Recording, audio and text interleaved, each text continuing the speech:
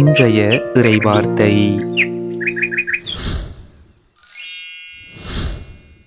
இறைவாக்கினர் பாருக் நூலில் இருந்து வாசகம். நீங்கள் சொல்ல வேண்டியது, நம் கடவுளாகிய ஆண்டவருக்கு நீதி உரியது.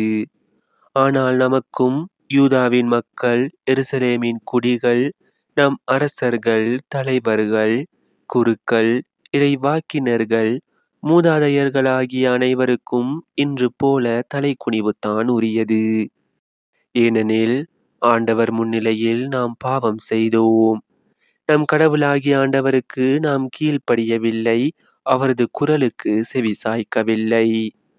அவர் நமக்கு கொடுத்த கட்டளைகளின்படி நடக்கவும் இல்லை.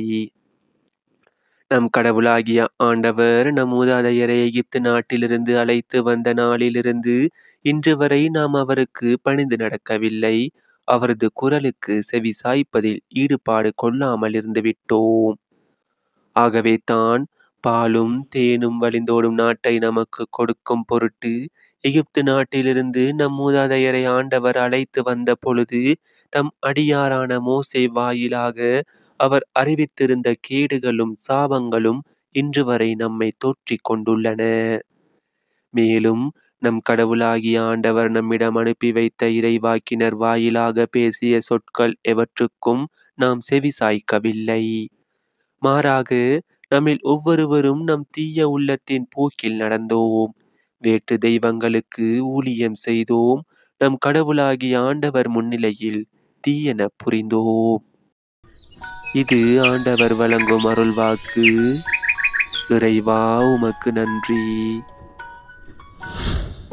இன்றைய தினத்துக்கு உரிய நற்செய்தி வாசகம்.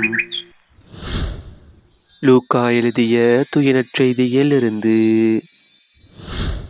அக்காலத்தில் இயேசு கூறியது, கொராசின் நகரே, ஐயோ உனக்கு கேடு! பெத்சாய்தா நகரே, ஐயோ உனக்கு கேடு! ஏனெனில் உங்களிடையே செய்யப்பட்ட வல்ல செயல்கள் தீர், சீதோன் நகரங்களில் செய்யப்பட்டிருந்தால் அங்குள்ள மக்கள் முன்பே சாக்கு உடை உடுத்தி சாம்பலில் உட்கார்ந்து மனம் மாறியிருப்பர். எனினும் தீர்ப்பு நாளில் தீருக்கும் சீதோனுக்கும் கிடைக்கும் தண்டனையை விட உங்களுக்கு கிடைக்கும் தண்டனை கடினமாகவே இருக்கும். கப்பர்நாகுமே, நீ வானளாவ உயர்த்தப்படுவாயோ? இல்லை, பாதாளம் வரை தாழ்த்தப்படுவாய். உங்களுக்கு செவி சாய்ப்பவர் எனக்கு செவி சாய்க்கிறார். உங்களை புறக்கணிப்பவர் என்னை புறக்கணிக்கிறார். என்னை புறக்கணிப்பவர் என்னை அனுப்பினவரையே புறக்கணிக்கிறார். இது நம் கிறிஸ்து இயேசு வழங்கும் வாழ்வு தரும் நற்செய்தி.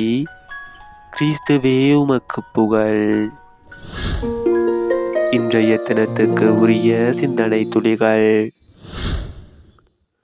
வாய்ப்பு அடிக்கடி உன் கதவை தட்டாது என்பதும், வாய்ப்பு உன்னை தேடி வரும் போது உதறி தள்ளாதே என்பதும் நம் மூதாதையர் மூதுரைகள்.